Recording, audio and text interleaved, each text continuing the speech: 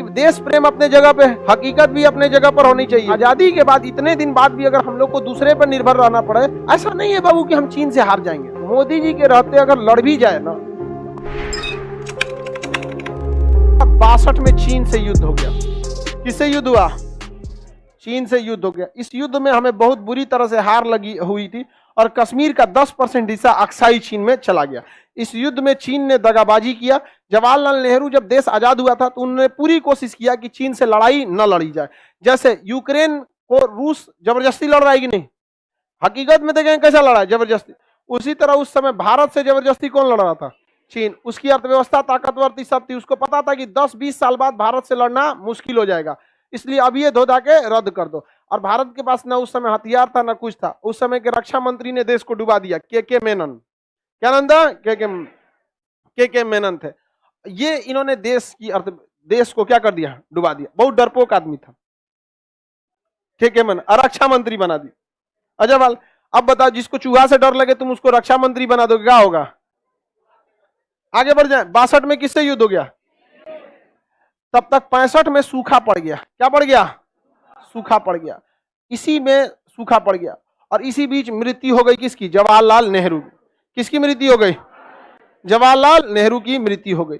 अब चीन युद्ध में दगाबाजी खाए थे जवाहरलाल नेहरू, इसी टेंशन से भी उनकी क्या हो गई? मौत हो गई। देखिए, अभी के वक्त में आप भले ये कह सकते हैं कि 62 के युद्ध नेहरू की गलती से हारा गया था, लेकिन उस समय हम लोगों के पास इतने हथियार भी नहीं थे जो चीन से मुकाबला कर सके। देश प्रेम अपने जगह पे है। अभी के वक्त में भी अगर देखेगा ना तो हथियारों के मामले में और पैसे के मामले में कौन आगे है? चाइना। हम लोग आज भी, आजादी के बाद आज भी हम लोग दूसरे के जहाज पर गर्व कर रहे हैं। राफेल हमारा, सुखोई हमारा, मिग-29 हमारा। ये गर्व करने की, देश प्रेम अपने जगह पे है, हकीकत भी अपने जगह पर होनी चाहिए। मत भूलिएगा कि आजादी के इतने सालों बाद भी हम लोग अगर बेहतरीन तेजस जहाज बनाए हैं, बहुत ज्यादा मेन स्ट्राइकर जहाज है ही नहीं है, सपोर्ट में वो जाता है।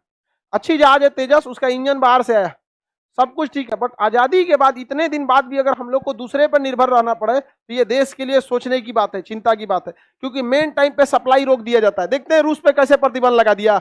अब रूस पे प्रतिबंध लगा रहेगा, इधर चाइना से युद्ध हो जाएगा, रूस हथियारें नहीं देगा, क्या कर लेंगे? तो ये बहुत दिक्कत बात है यहाँ पर। तो आगे बढ़ जाए। ब्रह्मोस, हाँ अच्छी चीज है ब्रह्मोस। ब्रह्मोस बहुत अच्छा काम किया है यहाँ पर। ऐसा नहीं है बाबू कि हम चीन से हार जाएंगे, ऐसा कभी नहीं हो सकता है, हम लोग हार जाएंगे। लेकिन अब बात अलग है। चीन ने जब 1962 में हमला किया था, 1962 में, तो कहा था कि 50 साल बाद हम फिर हमला करेंगे। तो 50 साल बाद 2012 होता है। 12 होता है कि नहीं होता है? उस समय प्रधानमंत्री कौन थे? मनमोहन सिंह थे। इनको सीधा समझ रहा था। तो 62 में जब चीन का गया था ना, तो ये चल गए थे परमाणु बम का जहां यूनिट होता है उसका दौरा करने। सब ठीक ठाक है ना, जरूरत पड़ने वाला है। चाइना कहा कि रे यारी तो बुढ़ऊ बहुत खतरनाक निकला यार, हम कुछ बोलबो नहीं किए, चल गया कहां पर? परमाणु बम का दौरा करने यहाँ पर। इसको हम सीधा समझ रहे थे, है कि नहीं? तब तक 14 में कौन आ गए? मोदी। अब नहीं लड़ पाएगा कोई भारत से, समझ। देखिए, मोदी जी के रहते अगर लड़ भी जाए ना, तो अमित शाह के रहते ना लड़ पाए। मोदी जी तो नहीं सोचबो करते हैं, ये मत सोचा के देखा जाएगा यहाँ पर कौन जी होगा। ज्यादा दिक्कत होगा तो चीन से विधायक आ जाएगा सब भारत में।